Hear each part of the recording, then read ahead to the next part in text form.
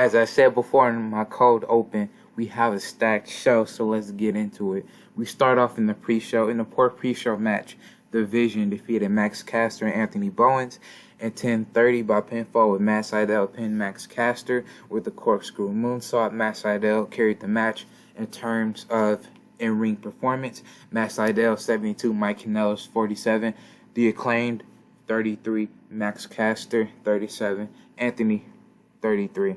So, the Acclaimed are not on the main roster. They're in FSW, and I just wanted to see where they were at right now, but also give a win to the Vision because they are a new team on the rise. And I like their gimmick. They want to open the eyes of the NXT universe, and I think that they should continue winning matches. 67, Matt Sydal says NXT will soon see the error of their ways. 38, Cameron Grimes says people aren't taking him seriously because they think he's some dumb hillbilly with money. Cameron says he has a surprise in store for them, and they'll recognize that Cameron Grimes is going to the moon. He says he's feeling charitable tonight, though. The surprise will have to wait. He will give any schmuck $100,000 if they can beat him in the middle of this ring right now. Also, this is still the pre-show. 49. In the pre-show, but they had decent reaction from the crowd, but subpar wrestling. Cameron Grimes defeated Jeet Rama in 6:46 by pinfall. Cameron Grimes 43. He was really off his game, and Jeet Rama 47. So yeah, some much needed momentum for Cameron Grimes, even though he hasn't been on the. Even though I didn't have time for him on the show, I said, hey, let me give him some momentum on the pre-show. And he's getting better at his gimmick, so that's good. And we kick off the show with Ronda Rousey. So Ronda Rousey makes her way to the ring, and the crowd is ultra receptive to Ronda, and they cheer her name. Ronda grabs the mic, and people keep chanting her name, Ronda, Ronda. Ronda asks the crowd, "Did you miss me?" And the crowd says yes. And Ronda says, "I didn't miss you guys." And she laughs, and the crowd is stunned. She said, "You see, the last time I checked, you guys booed me for that wannabe Stone Cold impersonator Becky Lynch. You see, I came here because Jason Momoa brought out the checkbook for Ronda Rousey. I came here because of the money, because of the creative control, because of all the attention I will get, and also because people have been chirping about this division, this star-studded division. Some say they're the best in the world, but I'm the baddest woman on the planet. No one can touch or see me in the ring. I can take all your fan favorites and snap their arms. I came to win the NXT Women's or Intercontinental Championship. You thought I forgot about you guys booing me? But baby, Ronda Rousey never forgets. Also, worse, she never forgives." So yes, I brought in Ronda Rousey, and I said her babyface run was good, but I think she really started to get into the groove as a heel. And even though we have Charlotte, who is like, kind of a heel, I thought bringing in Ronda Rousey as a heel would be pretty good. And I thought that'd be better for her character and be better for the division as well. Because Dakota kind of turned babyface, because since Charlotte people, how people are with Charlotte. So I think Dakota's a babyface. You got Bianca, you got Shotzi, and you got Thunder Rosa. So I just thought bringing in Ronda, there's ample amount of baby faces. So I thought bringing in Ronda Rousey as a heel to help elevate those baby faces, maybe with some feuds, I think that'd be pretty good. And her, what will Charlotte or Dakota have to say about this? Because, she did interrupt, or she did kind of steal the spotlight from Dakota. Will Dakota have anything to say about this? Charlotte doesn't like being number 2. So will there be any issues there? We'll see. But Ronda Rousey says why she's here in NXT. Goodness, I can't speak. 78. So video from earlier today. Priest comes up to Ciampa in the parking lot, and Priest asks Ciampa what's his problem. Ciampa says nothing. "I did what I had to do. This is brand warfare, meaning shots fired and messages sent. I want to show Inferno who the toughest SOB in this company is, and that's me." Ciampa walks away, but Priest grabs his arm, and Ciampa doesn't like this, and this turns into a brawl. People break it up who's outside of the arena. Trish says that this can't happen. She doesn't want this infighting to happen at Supremacy. So there's going to be a match between Ciampa and Priest, and it's going to be an opening match so they can settle their differences.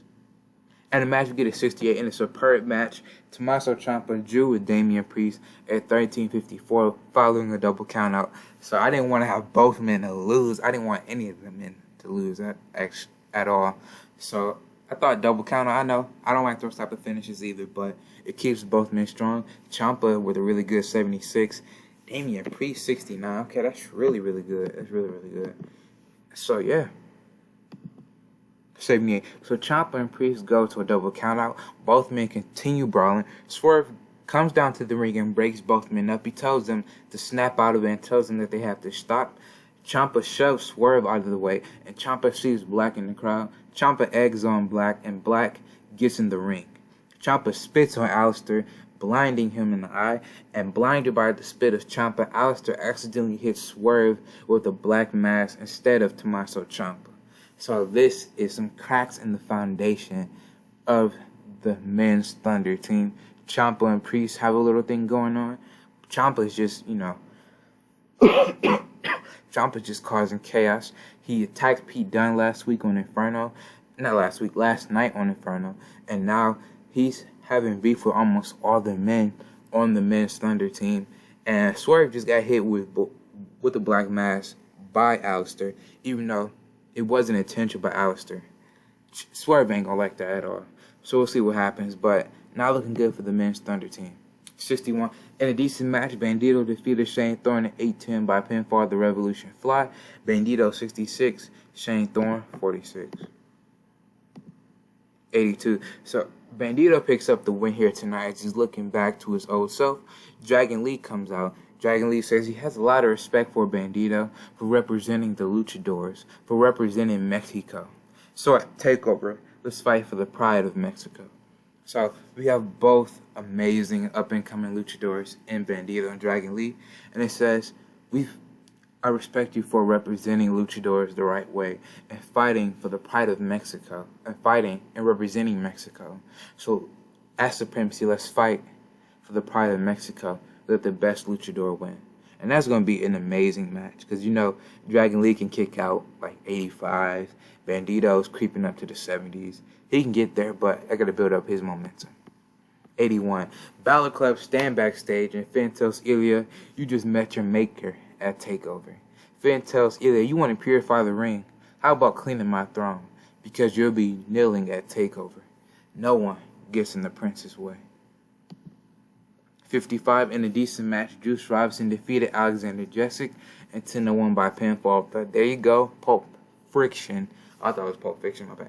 With the Pulp Friction, Juice Robinson 56, Alexander Jessic 45, and Juice was off his game, so what was that? Maybe he can get like a 58, but 55 rated match. Juice isn't the most over person in the world. He has around like 50 popularity, 52, 53, 54-ish. So, 56... It's not bad at all whatsoever. And Alexander Jessic, I'm going to have to call him up because he continues to kick out good ratings. I think he's the FSW Tag Team Champion with Eli Drake. Not LA Knight, with Eli Drake down my developmental company. But Alexander Jessic is having some really good ratings. And he was just a good guy to lose to the up-and-coming guys on the roster. I don't want to job out anyone on the roster. So have Alexander Jessic put Juice Robinson over.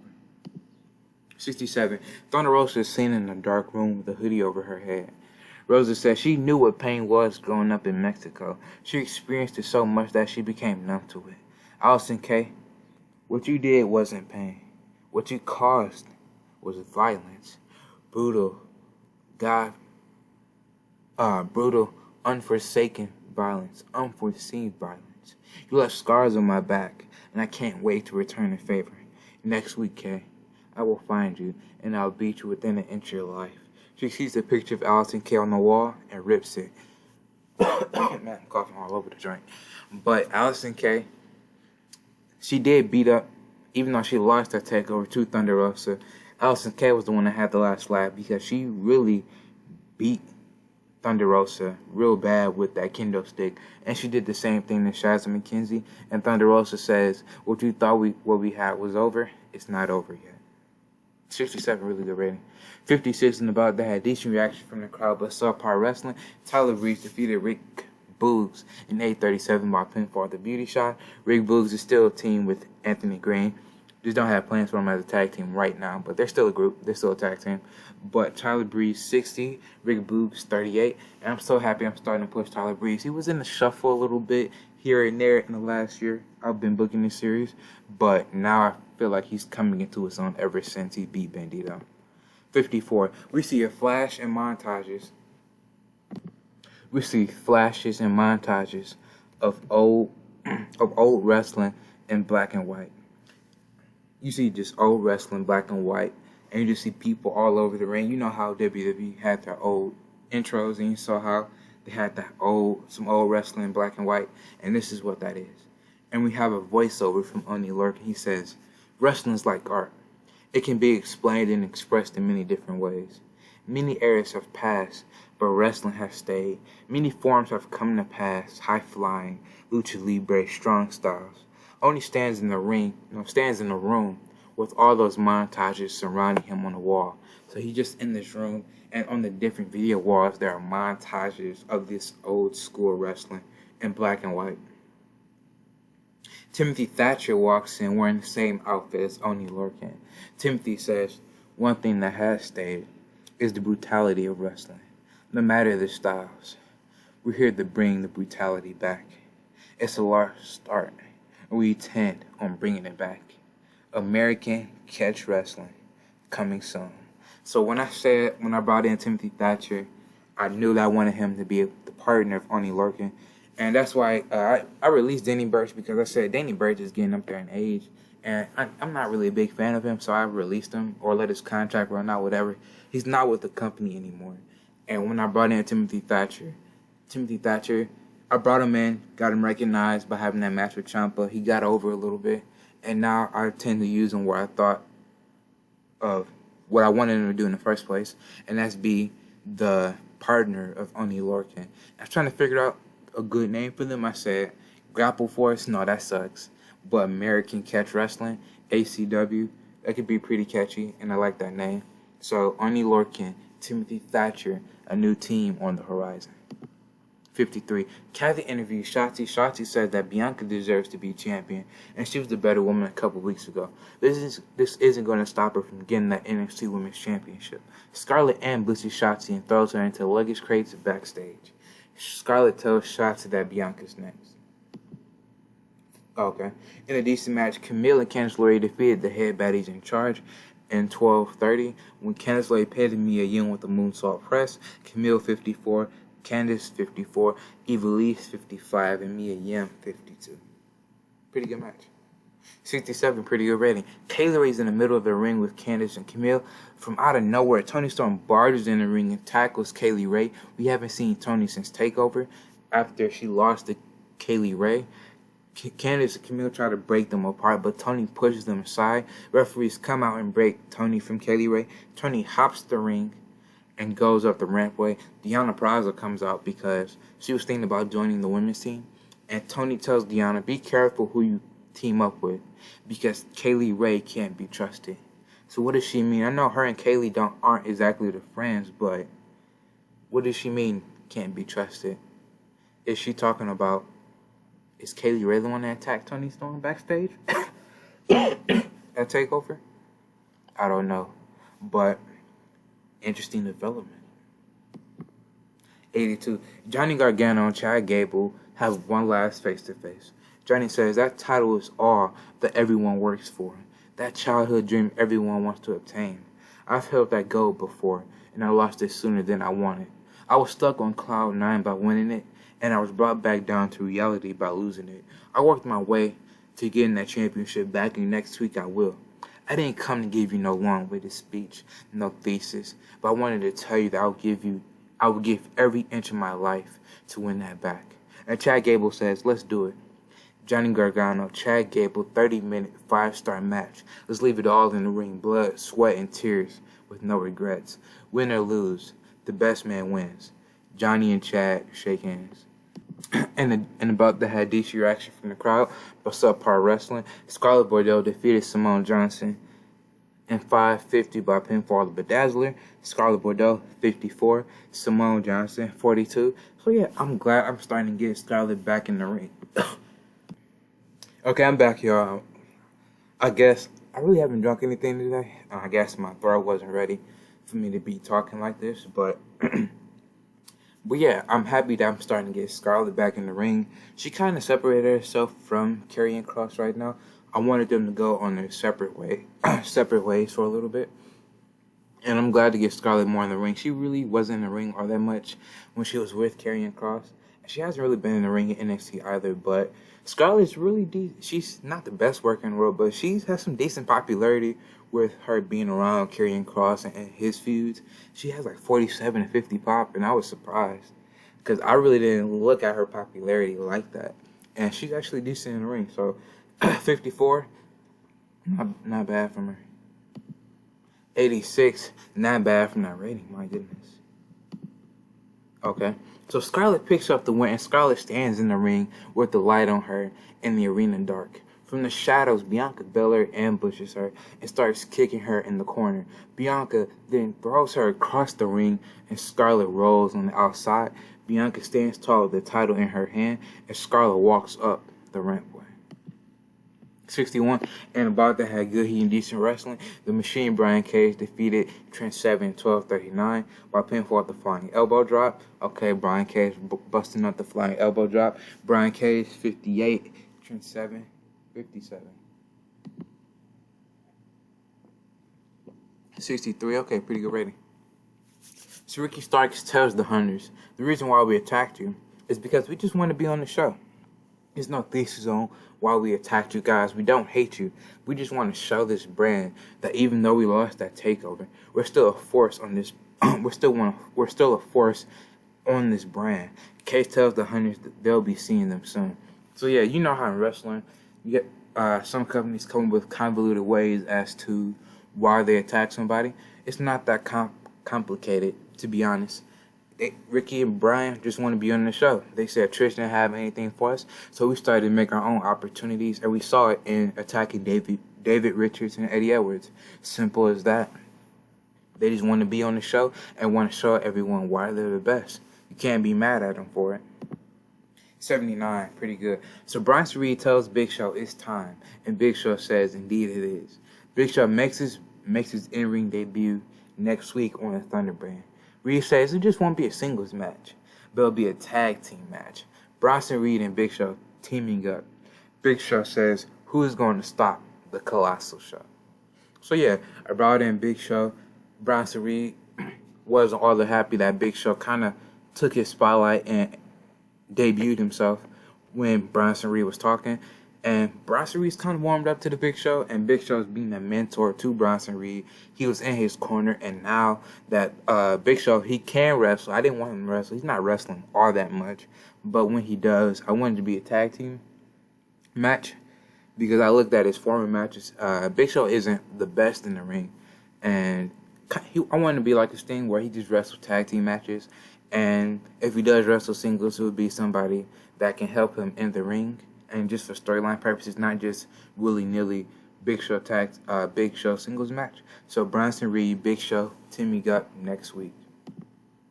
75. Bianca tells Trish that in a few weeks' time she wants Scarlett. Heck, it could be for the title. Bianca leaves. Trish says okay. Trish sees a note on her desk. It's a drawing of Aleister Black, Tommaso Ciampa, Swerve, and Damian Priest. The thing is, the fifth person is Dexter Lumis. What could this mean? I don't know. But the drawing apparently came from Dexter Lumis. And you see the four people on the Thunder team, and Dexter Lumis is right next to them. Does Dexter want to be on the team? We'll see. I mean, there is a spot open, so we'll see what happens there. Killer Kross sits down with Kathy Kelly. Kathy asks Kross, why did you want to do this interview? Karrion wanted to show the NXT universe. Sorry I got interrupted. I heard somebody coming through the door. But Karrion Kross sits down with Kathy Kelly. Kathy asks Kross, why do you want to do this interview? And Karrion says he wants to show the NXT universe Kevin. The smoke, the lights, the pyro, it isn't him. He doesn't need all the glam, the glamour, and the glory. He just wants to inflict pain.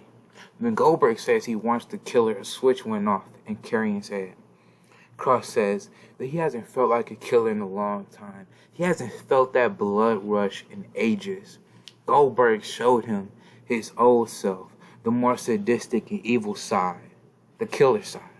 Goldberg says, you wanted that killer? You got him. None of this smoke show. I just love a good old-fashioned house fight. Goldberg, you were a monster in WCW, but you never came across me. Not Karrion Kross, not Kevin, but Killer Kross. You signed your death certificate when you stepped up to me. So it looks like but looks like Kevin went back to his Killer Kross stick in his name instead of Karrion Kross. So what does that mean? It means that we must be getting the brutal side of Killer Kross. 72, great match. And about that had great heat and good wrestling. Finn Balor and Bobby Fish defeated MSK in 1609 when Finn Balor pinned Zachary Wentz with the flying double stomp. After a distraction from Dax Harwood, Finn Balor carried the match in terms of in-ring performance. Finn Balor, 79. Bobby Fish, 60. I knew I could have put Kyle or Rowdy in there, and it probably would have gotten us like to a 73 or 74. But Bobby Fish really hasn't been wrestling all that much on the show, so I said, let me give him a match with Finn Balor. Zachary, 59, and Desmond Xavier, 62. Even though I don't like beating the contenders on the lead up to a show, the champs did cost them the match. So it does have a way, storyline-wise, to explain what happened, but a really good main event and a really good way to close the show. FTR just cost MSK the match. Dax throws Dez to the outside, and Dax and Cashman give Zach a shatter machine. FTR stands tall over Zachary Wentz to win the NXT tag titles. So yeah, FTR one-upping their contenders, MSK, and FTR stand tall to close the show. And we get a 77. Pretty good match. So tell me what you thought down below. And I'll see you when I see you. We're on the way to those stacked go-home shows. Peace.